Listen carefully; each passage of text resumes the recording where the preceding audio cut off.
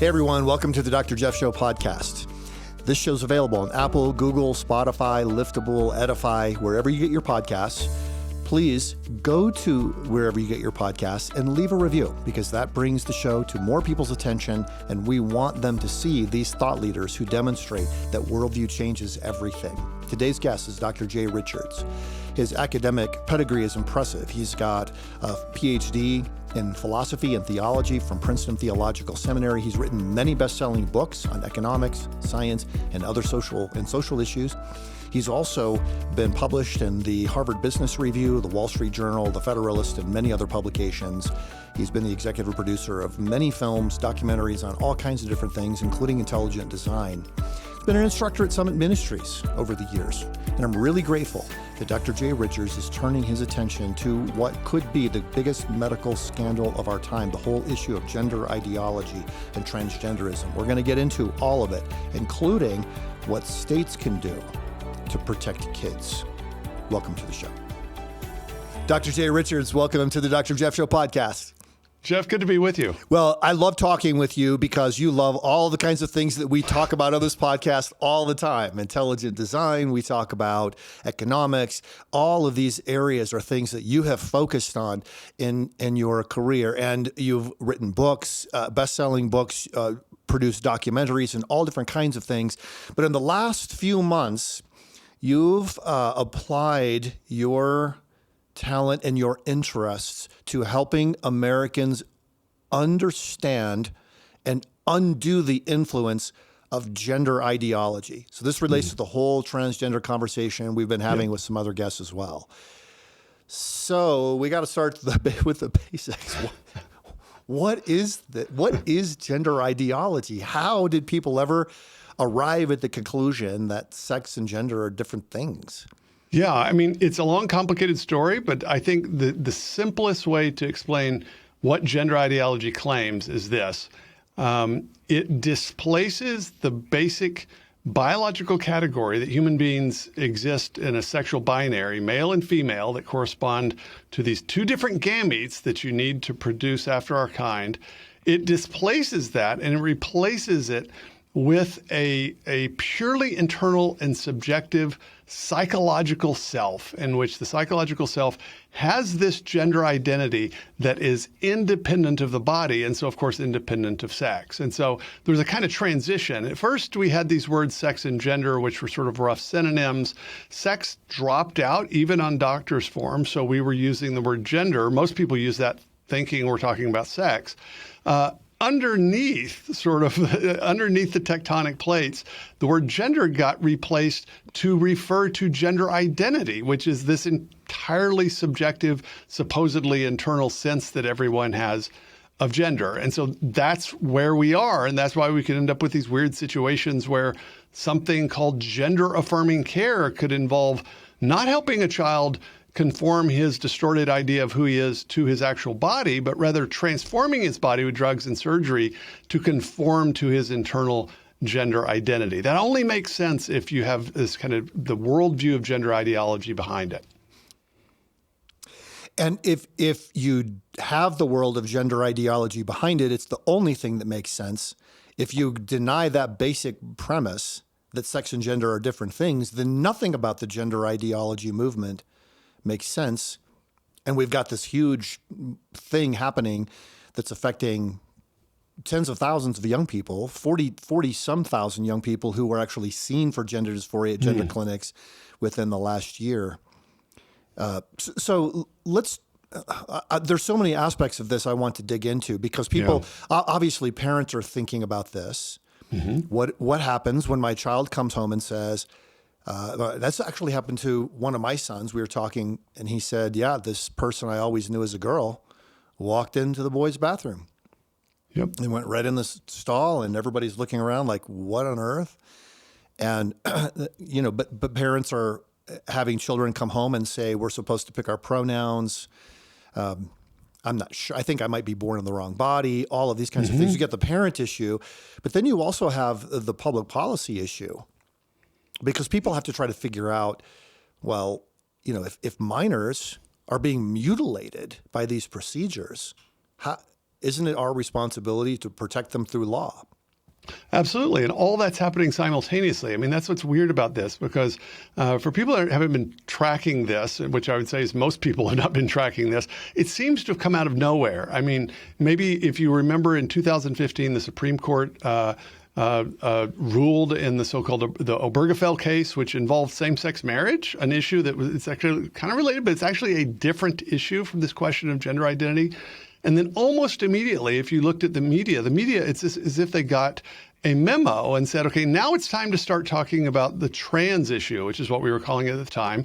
And so the cover of National Geographic had the picture of a trans child. The cover of Glamour magazine, of course, the famous cover of Caitlyn Jenner, and it's just happened simultaneously and everywhere. And the reason is because the organizations and the ideologues behind this knew it was time to pivot. Unfortunately, conservatives and Christians didn't really realize that's what was happening. And so this seemed like a new thing, unfortunately. But as you said, it already has worked its way into school curricula. It's certainly worked its way into medical practice. You have supposedly medical organizations like the American Academy of Pediatrics issuing guidelines that strongly affirm this ideology. So that shows you that it had to have been happening for a while behind the scenes. It's just that it seemed to break out into the open. But look, if you've got a kindergarten book that's adopted by your school district and is in school classrooms, something like genderqueer or something even for younger kids that's designed to teach gender ideology to kids, that takes years of planning. That doesn't happen overnight. Right. Proposals have to be written, they have to be commissioned, they have to be published, they have to create fake award organizations to award the books so that they'll be adopted. All that stuff had to happen ahead of time. And so I actually described this as it's like a phase change in physics, in which things seem to happen all at once. But in fact, behind the scenes, things are happening slowly. So if the temperature outside is going down slowly, say 1 degree Fahrenheit per hour, it doesn't look like anything's happening until you hit 30 degrees Fahrenheit. And suddenly the water turns to ice. That's what this is like. It's like we experience this phase change in which it seems to be everywhere all at once. It's already in our cultural and our educational institutions. And then, of course, most kids, we think something like 65% of kids initially get these ideas from social media influencers, which are enabled by technology. So it just seems to be everywhere all at once. Yeah. Well, you have a strong background in both science and in theology. So I really feel like you're the perfect guy to help us address this. Now, from a scientific perspective, there's something significant here. You mentioned that gender ideology would displace the whole the fact that we're dimorphous beings. Yeah. The fact that every single cell in our body has a sex signifier, a chromosome, XX or XY. Well, except for gametes, I suppose. But other than that, there are now cataloged 6,500 biological differences between males and females. Yeah. You're saying that according to the gender ideology movement, none of that matters anymore. What matters is how you feel about yourself. That is exactly right. And this sounds crazy to people when they first hear it. They think, oh no, what gender ideology says is, yes, of course there's sex, sure. But then we also have this gender identity that can either correspond to our sex or it can disagree with it. That was a kind of transition position. That is not the view that's taught if you look at, say, the gender unicorn, the famous diagram anyone can pull up on the internet that teaches gender ideology. You'll notice that it very carefully avoids referring to sex. And you'll notice this if you listen to the ideologues talk about these things. They will at best talk about sex assigned at birth. They will not say sex. They will say sex assigned at birth. Notice what that is. That's a social construct, right? So they'll grant, okay, we came to associate these particular secondary features with what we call boys and girls, male and female. But that's an assignment that happens that comes from the doctor or from a nurse practitioner or a midwife. It's not a statement about reality. The statement about reality is this internal psychological subjective sense that you have of your gender identity. And if you say, okay, so define gender identity for me, you'd think, okay, what are they going to do? We're going to need to define it in terms of something else. They can't use the same term, right? You've got a circular definition. They will not do that. They will not distinguish gender identity from sex. They will say gender identity is something like your internal sense of gender, right? And so then so what's that an internal sense of? Because you've got gender in the definition in the term, right? That's the point, because they've now completely detached what they would imagine is reality from the biological substrate. And so that's why this isn't just contrary to the Christian worldview, it's contrary to your basic biology textbook. It's contrary to basic mammalian biology. That's what's so radical about it. And it's hard sort of to imagine that, but anyone that's studied critical theory and spent time in this realize that, look, this is a radically anti-realist ideology in which there isn't kind of a reality out there that we're trying to approximate and get our language to match. Rather, all there are these language games and these sort of challenges of power. And so all there is finally is a kind of manipulation of language. That's how radical this is. And so it's really hard for people to quite realize what a menace the ideology is, because it's so hard to believe that people could actually believe this, but they do. Now, to be clear, is there anything about a person's sex that is assigned at birth? And where did that term even come from? Well, it's made up, obviously. Now, of course, there are social conventions. So, for instance, in the United States, we associate the color pink with girls and blue with boys. That's entirely conventional, obviously, right? There's nothing about the biology of being male or female that, would sort of have that be a signifier. The English words male and female, right? We could have used different words. So obviously, there are social conventions that attach to these things. Then there are, say, sex or gender stereotypes. So things that we, stereotypically associate with males or females. I think many of those are actually based in biology. So that's why the stereotypes exist. It's just that those traits, they tend to exist along a normal distribution, that is a bell curve. So in other words, there's sort of gender or sex typical characteristics and then atypical characteristics. And so that's why it's important to realize that, look, if you're a girl that doesn't care about dolls and you like sports and you don't necessarily want to wear frilly dresses or whatever, okay, you may be gender atypical, that's the term. That doesn't mean you're a boy. It just means that, okay, you're kind of an outlier when it comes to these particular traits. And we had this category. Everybody knew this, right? This is why we had a word tomboy. That's what it meant. We didn't think, well, a tomboy is a girl that's really a boy or something like that. That's what's weird about this. But once you detach both the conventions, the stereotypes from sex, all you have is stereotypes. So if you look at these questionnaires that kids are supposed to answer to figure out their gender identity, it will ask questions like, well, do you like dolls? Do you like to wear dresses? Do you like the color pink or the color blue? In other words, all you have are the stereotypes at this point. So that's the irony, is that people that think they're progressive, that have gotten beyond stereotypical understandings of male and female, have actually abandoned the categories of male and female, and now all they've got is the stereotypes. That's the kind of bitter irony of this whole thing. That's a bitter irony indeed. So in attempting to overcome the stereotypes, they end up enshrining them. Yes. Yeah, that's what's absolutely crazy. Now, I should say, Jeff, that of course there are what are called disorders of sexual development. So this very kind of rare conditions in which a child is born, either with abnormal chromosomes or something that happens in development hormonally, in which they don't develop on the normal pathway. So, for instance, under normal development, males will have XX or XY chromosomes and females have XX chromosomes. There are variations. That doesn't mean that the person is not male or female. It just means that it's more complex and not as easy to see. But those are, first of all, they're very rare. They're well understood biological conditions, and they have nothing to do with gender ideology. So a man that claims he's a woman in transitions normally doesn't suffer from a disorder of sexual development. He probably has XY chromosomes in all the cells except his gametes. He went through male puberty, had secondary sex characteristics, that is the body parts of a male.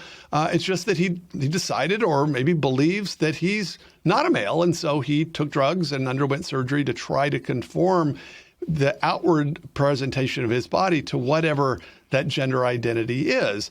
And incidentally, the gender identity it's not necessarily just the opposite sex, because, as I said, if gender identity is independent of sex, then it doesn't have to conform to male or female. So it's not like you could be a male thinking you're a female or vice versa. You could be a male that's really non-binary. So in other words, you either transcend the sexual distinction, or maybe you encompass both, or neither. So that's why you can get these 73 or 104 different genders, because they truly are. Gender identities are independent of sex, and so they can refer to almost anything. Wow. Now, I think young people who are being taught this in school, they may actually be under the impression that using, say, puberty blockers or cross-sex hormones, they can switch from being a male to being a female. That's right. Like they actually believe that. That's right. Yeah, this is one of the scandals here is that, first of all, I don't actually think a child can give informed consent to a process that leads to his or her long-term sterilization. I just don't think a child is in the position to be able to do that. But even ideally, you'd want them to get the basic information. And a basic piece of information is that you can't, if you're a male, you cannot become female by taking estrogen. You cannot become female by having your penis and testes removed. You can make yourself look less like a male or more like a female, but that's a different thing. And so very often kids that are so-called detransitioners, so kids that will go through part of this process and then realize it was a mistake, that will often say, look, the doctor didn't explain this to me. The doctor who removed my healthy breast didn't tell me I would never be able to, nurse children. Of course, at the time, maybe I wouldn't have cared because I didn't think I was a woman anyway. But that's just the kind of the basic informed consent that you would need, so that kids understand first what this is going to do and then what it can't possibly do. But remember, the claim of gender ideology is that if you have a gender identity that is female, you are a female already. And so what the surgery does and the drugs do is it just sort of conforms it to this prior reality. So it wouldn't occur to them to say, now this can't make you a female, because remember, according to gender ideology, they already are. Right. That's what's sort of crazy. But it's actually, it takes a long time and is not necessarily healthy to get yourself in this framework to even understand exactly what's being said. Yeah. Okay. Well, given all the confusions here, Jay, then there are a couple of questions I really wanted to dig in on. First, because I know that you studied theology. Your doctorate is in theology from Princeton Theological Seminary, Doctor of Philosophy degree. And I'd love for you to talk about a biblical perspective. So a lot of the people who are watching, listening to this, they instinctively think of trying to figure out how the Bible applies to what's happening here. But then the second thing we've got to talk about here, and I think you're the guy to do it, is what should state legislatures be doing? What should school boards be doing? If this is a genuine confusion based on a radical academic ideology, as we've discussed, if it is somehow being fed by a social media contagion, if pharmaceutical companies, and I know this sounds sinister to say it this way, but the medical industrial complex have found ways to make billions of dollars in profit off of the confusion that children experience, then somehow there is a role for law to step in here. So we've got to talk about that. Well, can we talk about the Bible and gender and sexuality do the theology first? Yeah. Absolutely. Yeah. And so, I mean, honestly, 20-something years ago, so my degree was a program called Philosophy and Theology. I had 2 comps in philosophy, 2 in theology, and 1 in ethics, which at the time it was amazing preparation for this. Honestly, though, I don't think I would have imagined this 20-something years ago, because really this, first of all, we're dealing with a philosophical worldview that emerges from cultural Marxism and postmodernism, but you also are actually dealing with scientific assumptions, and then of course the theological questions. And so now here's the good thing: if you're a Christian, if you're a Christian or a Jew or one of the Abrahamic faiths, that if you think that that the Old Testament and the opening chapters of Genesis have authority and they tell us something true about human nature and reality, well, you're a step up, right? Because we believe God created human beings male and female. We are equal in value and dignity, but we are differentiated and different, and it requires exactly one fertile male and one fertile female coming together to produce after our kind and to be fruitful and multiply, which is God's original commandment and blessing to us. So that's the biblical testimony. And if people ask me, well, so what should religious leaders and pastors and priests, what should they be doing? Well, the first thing to do is get clear on that. I mean, if you just focus on Scripture, you're going to really help people, because a lot of people don't quite understand what this means. That, yes, we are equal in value and dignity as humans, but humans are sexed beings.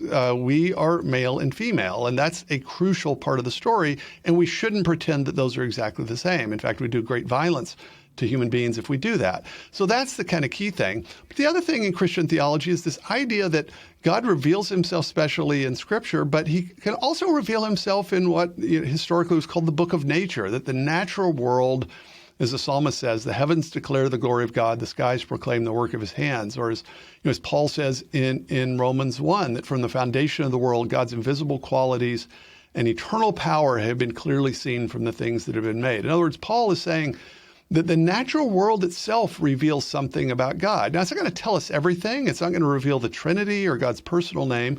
It will reveal that there's a creator. If we look at the book of nature accurately, we can read through it to its author. That's, I think, a clear claim of Scripture and a traditional Christian theological claim. So that means the natural world has its own logic and its own meaning that can be discerned if we study it. And that's science at its best, studying the natural world, finding out what it's really like, what rules and laws and principles apply. And here's the good news, is that the natural world testifies very clearly to the reality of sex. That's why every culture and every time and place and every religion has recognized the sexual binary. The very idea that that would be contested is only a product of late modernity. That only recently occurred to anyone to dispute that. So that's why we hadn't bothered to have to defend it. So that's the good news. We've got the book of nature and the book of Scripture that are in perfect agreement on this and are testifying very clearly. That's the good news. That means that gender ideology is ultimately going to run up against the sharp rocks of reality, and reality is going to win. The bad news is that people and laws and culture and children are caught in the middle between that before that moment in which reality finally is victorious. And that's why we have to figure out, okay, what are we going to do with education policy and with medical policy in the meantime when kids are actually being experimented on? Because I would say gender medicine for kids, that is the worst possible manifestation of gender ideology. It's bad enough to confuse kids as to their identity. It's even worse when we confuse them so much that they're willing to sterilize themselves and think that sterilizing themselves is the only way that they can be happy. That's where we are, and that's why I think we absolutely have to talk about what we're going to do about it politically and legally. Yeah. Well, that's really helpful. When you look at Genesis, you realize it is not possible for somebody to have been born in the wrong body. No. That your body was given to you by God. You are male or female. Males and females harmonize with one another to bear the image of God in a unique way as sexed individuals. And then we move on from there into, as you mentioned, the medicalization. So what actually happens here? And I think one thing we've got to do, and we're releasing an ebook on this topic and going into it somewhat. But I've read over the standards of care that doctors are given by which they are supposed to treat gender dysphoria. Yes. Okay, now, if you're a medical doctor and you're not abiding by the standards of care that are given to you by your association, so let's say you're an endocrinologist, the Endocrine Society or the Pediatric Endocrine Society, American Medical Association, American Pediatric Association, all these different, whatever they are. If you look it up and say, this is what could go wrong with a person, here is how you treat it. If you depart from that, you're legally at risk for having mistreated a patient.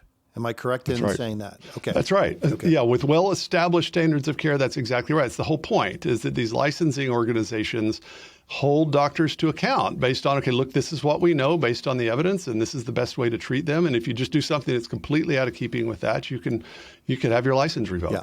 So these standards of care are published on the internet. It's not like it's a secret. Everything that your doctor does, The standards of care for that is published on the internet. Okay. So, your doctor doesn't know 1,000 different diseases. Your doctor says, I'll be back in just a moment. And they go look at their computer and they figure out, just to remind themselves, what is the proper process of care for whatever ailment you have. Yeah. So when they go check this for gender dysphoria, it has several steps.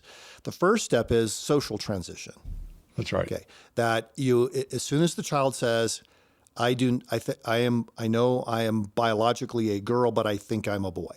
Okay. Then the doctor is instructed to immediately begin treating the child as what the child says he or she is. That's right. Okay. Then instructing the parents. Okay. So you brought in here a boy. You now have a girl. Her name is such and such, and here are her pronouns, and you will begin to use these pronouns with her, unless you want her to risk self-harm. Okay. That's right. And then they say the same thing to the doctors. Okay. Yes. You had a Joe in class yesterday. Today you have a Jill. And you will now be using female pronouns or whatever for this person. Okay, so everybody in the class then has to adjust. In other words, it's trying to adjust all of the social spheres around the child to adjust to what the child has said in this treatment. Okay, if that does not bring relief, the standards of care specify the next step is a medical transition. Okay, and the medical transition for a child who hasn't gone through puberty yet is to, quote unquote, pause puberty, right? Using a puberty blocking drug like Lupron, all right, which we know has other uses for endometriosis or for prostate cancer or chemical castration of habitual sex offenders. Right. Okay. So they give that to the child as the natural course of care. Do I have that right? You do. That's exactly right. So this is what unless you want to be sued, or as a doctor, this is what the standards of care says has to happen next until the patient feels a sense of comfort with their gender identity. That's right. Okay. Yes, and that's right. And so it goes there. And then, of course, the next step is cross-sex hormones. So that would be testosterone generally for girls, right? Yeah. So the male hormone, and estrogen for boys to transition them to female. And we should be clear, if that's the 1-2 process, what are the chances that child will be sterile at that point and never able to bear children? The longer it goes, the greater the chance. So puberty blockers alone atrophy, of course, the development. Testosterone for girls, though, are going to atrophy the uterus and the ovaries and do just kind of what you would expect. This goes on too long. She could be sterile just from that before she ever gets to the surgical interventions, which will by definition sterilize her if you remove her sex organs. And so that's the kind of transition. This is why many of us call this the school to sterilization pipeline, because the social transition often starts in schools, sometimes behind parents' backs. But as you said, doctors, if you're a pediatrician, then it's really the American Academy of Pediatrics guidelines. So they call it guidelines, and they're a little vague. This is the implication, what we're describing here. But they will talk about comprehensive gender-affirming care, but you will discover that there's no alternative. For instance, they don't consider, well, maybe you should have the child undergo counseling for several years and see if he or she becomes comfortable with his or her body. That's not an alternative. In fact, in about 22 states, it's illegal. That's called conversion therapy. So there's basically one option here. And if a child starts social transition, they are very likely to go on to cross-sex hormones. So you're basically fast-tracking them to hormones just when you start this psychosocial intervention. So itself interferes with what would otherwise be a different process. We know before all this craze started, the vast majority of kids that had these gender confusion and dysphoria, they actually grew out of it once they got through puberty.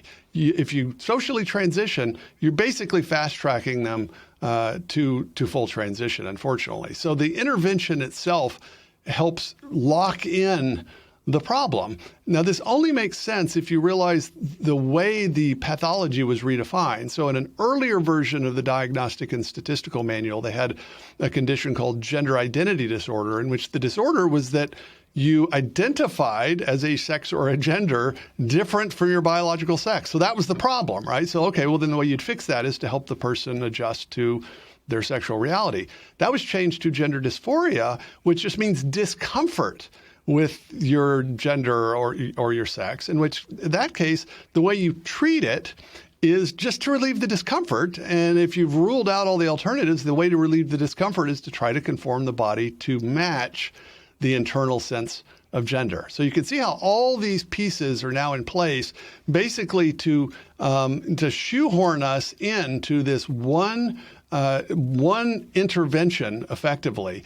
And here's the key thing to understand. Standards of care, as they're developed, normally develop over time based on the best scientific evidence available, ideally long-term studies, comparisons of the alternatives, randomized control trials, ideally things like comprehensive review of the evidence.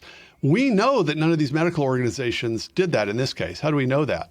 Well, we know because nobody had even done a systematic review of the evidence until a few years ago, and that was done by countries like Sweden and Finland and the UK, who have now changed their minds. And we know there are no randomized controlled trials that test the long-term viability of this because none have been done. So we know that whatever these guidelines of these medical organizations are based on, they're not based on the normal protocols and standards that these organizations would use for almost any other issue, which to me screams the fact that what we have is ideological capture of these organizations rather than a fair look at the scientific evidence. Wow. That is so well stated and so incredibly shocking. But we've got to also acknowledge a monetary aspect of this. Oh, yeah. A pharmaceutical company selling Lupron for pediatric use is going to set the family back, $30,000 a year or something like that, unless it's covered by their insurance, which is why we have the standards of care set up the way they are. Absolutely. That if gender-affirming care is, quote-unquote, a medical necessity, that's the term that insurance companies are looking for. This is a medical necessity. Then your insurance will pay for that $30,000 a year worth of treatment, or presumably Medicaid would pay for it if you're an underserved individual. Yeah, I guess that's right. So somebody is cashing in to the tune of billions of dollars. Yeah. If there were 42,000 children who were diagnosed with gender dysphoria last year, which would be 3 times as many as were diagnosed 3 years before that, and something like 15 times as many as were diagnosed 3 years before that. It's a massive explosion of kids presenting with these symptoms and now being treated in this way. I'd be the last person to say this is all about the money, but incentives matter. Yeah. And companies, if you produce one of these drugs, this is serious cash, serious money. And of course, puberty blockers, at least in principle, those are going to just go on for a few years. It's still a huge amount of money. Think about the cross-sex hormones. So if you are a female that's trying to transition to male, you're on testosterone the rest of your life, or estrogen in the case of a male transitioning to female. That is a lifelong customer. And so this idea that incentive isn't going to make any difference, I think, is just incredibly naive. You don't have to be a Marxist to think, look, economic incentives matter, and we need to be looking at that. At the moment, unfortunately, we don't exactly know, how much Medicaid how many Medicaid dollars are being spent on this? We don't exactly know. We're a bunch of us trying to track that. States have that information. We'll eventually know. But I'm certain at this point that it is definitely in the hundreds of millions of dollars. Wow. And once we find out, we're going to talk about, I'm quite certain we're talking about a multi-billion-dollar industry.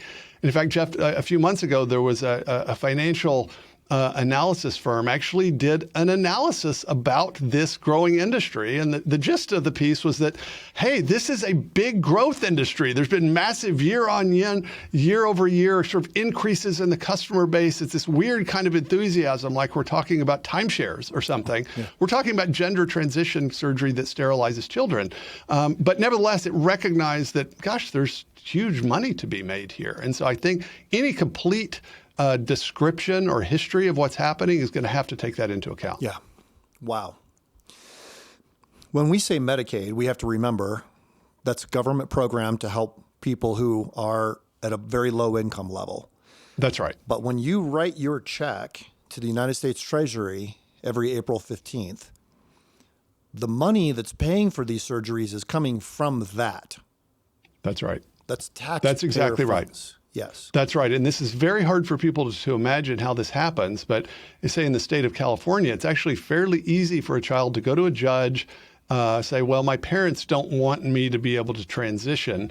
The child can be declared a ward of the state, and then suddenly they're eligible for Medicaid. So there's actually a strong incentive in states like California for children to do that, to try to dissociate from their parents so that they can get Medicaid funding. I doubt very many people that are, as you said, paying their taxes faithfully on April the 15th imagines that they are helping to underwrite these surgeries for kids. Yeah.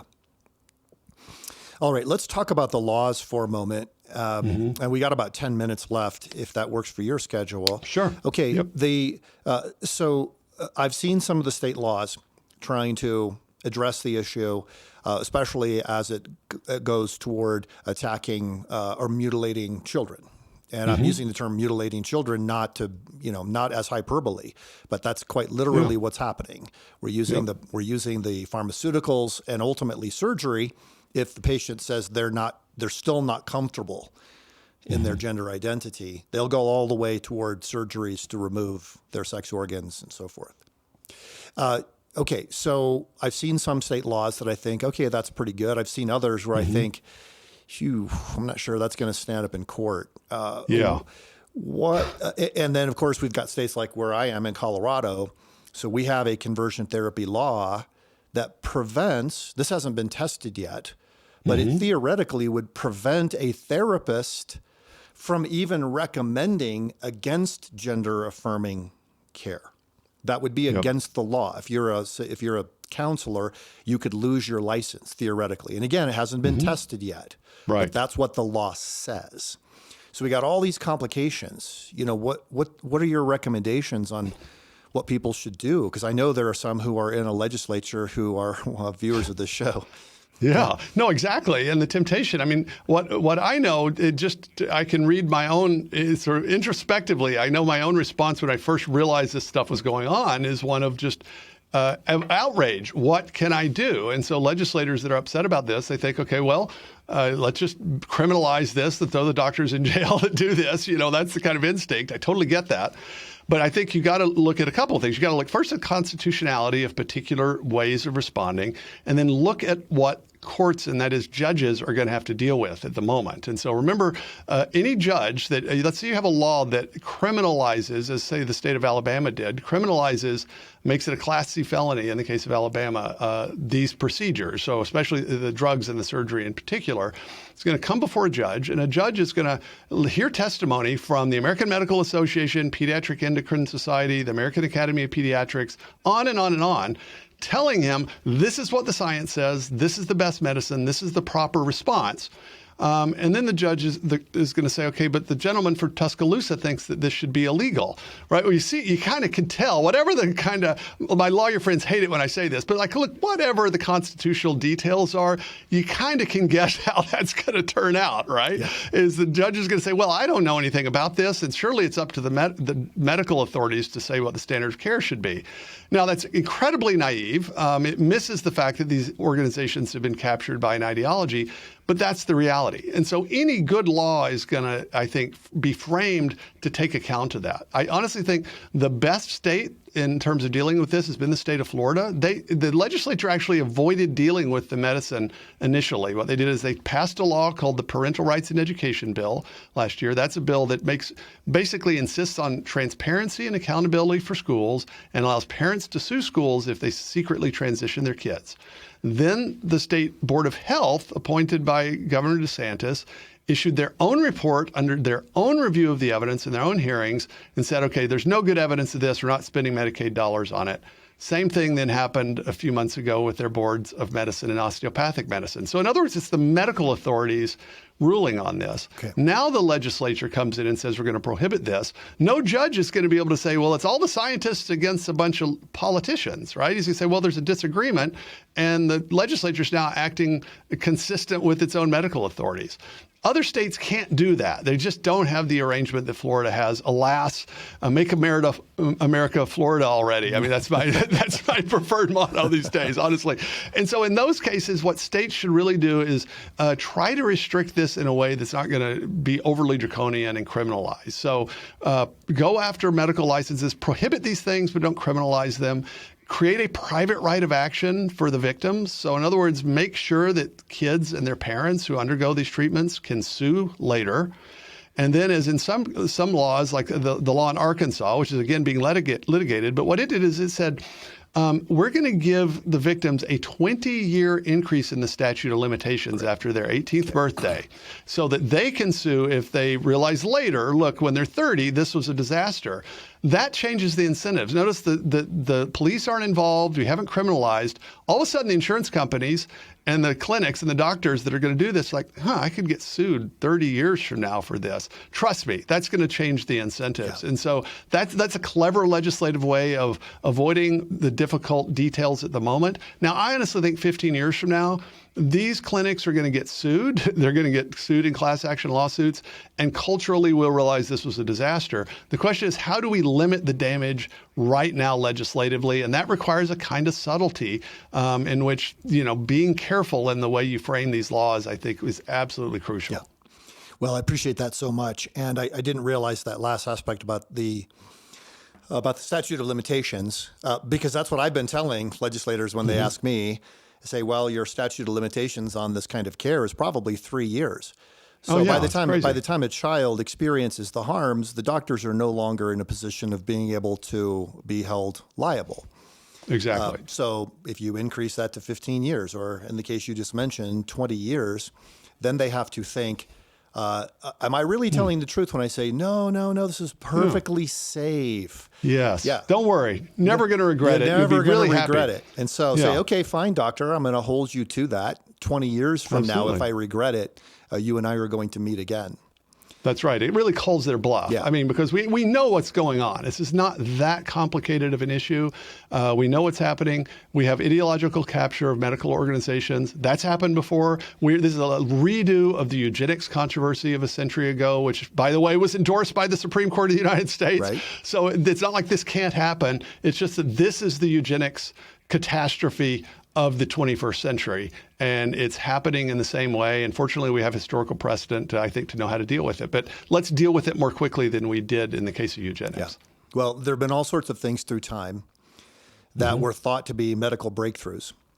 Yep. The guy who invented the lobotomy got a Nobel Prize for that. And then now we realize that it was a medical horror. It was a medical scandal. But there are 50,000 people who were irreversibly harmed and even killed in the process. Right. So is it your sense that, like you just said this, you think this is the medical scandal of the 21st century? I mean, we kind of went through that pretty quickly, but that's a very strong statement. It is. I'm absolutely confident of this. Now, because there are two things happening. There's the scandal of the medicine, which is a manifestation of gender ideology. I think that is going to be seen as a scandal. There's the ideology, which is a different thing. Just as, kind of materialist Darwinism and social Darwinism inspired eugenics. We realized eugenics was a disaster and was a pseudoscience. It didn't mean the culture rethought Darwinism per se. In the same way, I think the medicalization of this is going to be seen to be a catastrophe because the evidence is going to just come out overwhelmingly against it. But it's going to be the work of a generation, I think, to undo the damage of the broader ideology and its infiltration of our institutions. Yeah. Let me, this is sort of an odd question that I wanted to ask. So in international diplomacy, if you say you're moving toward war with another country and the other country realizes we don't want to do this, we don't want to fight, but we can't back down now because we'll lose face. A good diplomat would try to figure out how to help them back down without losing face. Is there a way for people who have, for maybe because of their political ideology or whatever, have instinctively embraced this gender ideology and are now realizing they would like to be able to back down? Is there a way to help them save face, or is that just... I hope so. Yeah. No, I hope so. And I do think, Jeff, this is the thing I'm hopeful about, because unlike, say, the marriage debate, which really was sort of social conservatives against a drift of culture, this issue brings together very diverse people. You have Marxists that don't like this because of the corporate side. You have atheists and evolutionary biologists, right? They can be atheists, but they believe in biology. They believe in mammalian biology. They hate this stuff. You have feminists that don't like the fact that men are competing against women in professional and college sports. They hate this stuff. And so there's a kind of a diverse coalition. And so for people that are, say, over on the left politically, there's no reason why you have to cease to be a progressive to just say, look, we shouldn't be telling kids they can be born in the wrong bodies. There's nothing about your political ideology that requires that. You've gotten contingently attached to this particular thing, and you don't need to. I mean, honestly, if we had asked 40 years ago how this was going to happen politically, I don't know that I would have been able to guess, okay, how did this work out politically? I would not have imagined it would end up as partisan as it is. And then notice that the countries that were ahead of us, the UK, Finland, and Sweden, and then probably Belgium and France, no one thinks those are right-wing countries. They've already had second thoughts and started slowing down. And so clearly it's possible to look at the evidence and not be a conservative Christian and to realize this is a bad idea. And you should be able to do it too. That's what I would tell people that, look, aren't going to sign on to my full political package. Yeah. Well, that's really wise, Jay. Thank you. Man, the last 45 minutes have really advanced this discussion a lot and clarified a lot of my own thinking. And I'm glad to hear both from the parents' perspective, from the education perspective, the theological perspective, but also the legislative, that there is a role, laws are there to protect justice and to stand against evil. So, Jay, thanks so much for your work and thanks for your time on the show today. My pleasure, Jeff. Thanks so much for having me. Thanks to my guest today, Dr. Jay Richards, for joining the Dr. Jeff Show podcast. You can find out more about Jay Richards by looking at the work that he's doing on the transgender issue at the Heritage Foundation. So just Google that, Heritage Foundation. I think it's heritage.org. Psalm 139 says, I praise you because I am fearfully and wonderfully made. We need this generation of children to know they were not born in the wrong body. God has made them in his image and wants them to be the kind of person who can really be courageous and thoughtful and stand for truth in this time. Thanks for joining the show.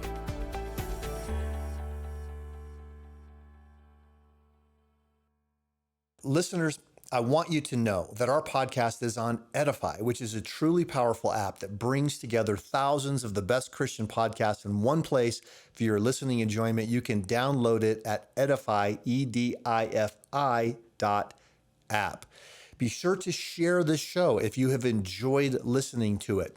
And leave a review, if you would, on the site where you download the show. That helps more people know about the Dr. Jeff Show. And I'll look forward to seeing you next week.